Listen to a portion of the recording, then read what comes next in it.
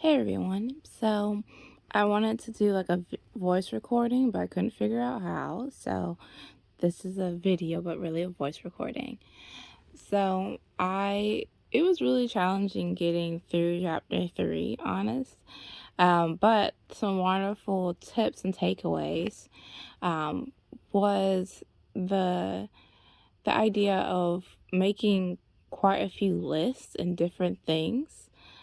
I really wish I could have used the um, value finder for myself, but a lot of times in the books that we've read in the business also talk about values and talk about ways to identify your values and like what's your why. Um, and that's really what chapter 3 was about. Even before I could get to chapter 4, all of the task in chapter 3 kind of slowed me down of like, okay, so what are my bad habits? Let's like self-examination and all that kind of good stuff, to that slow process of figuring out, okay, what are the things that are valuable to me in this time. And it reminds me of the fact that your why can grow and change, because it certainly has changed for me. The idea that the things that I wanted when I first got started at 24, I want something different now in 2021. And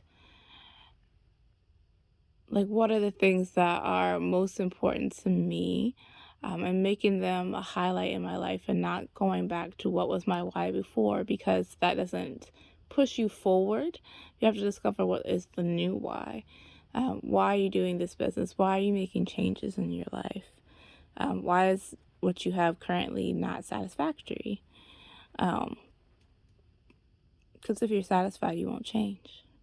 I mean, there's a level of contentment and goodness about your life, right? But um, yeah.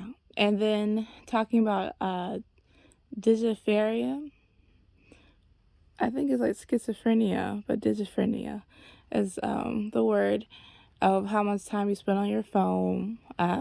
So I think you all kind of talked about that.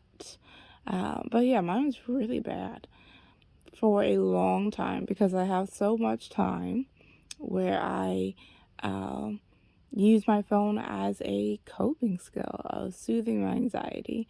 But learning what else can I do and replacing that bad habit, or at least that less productive habit, with something that is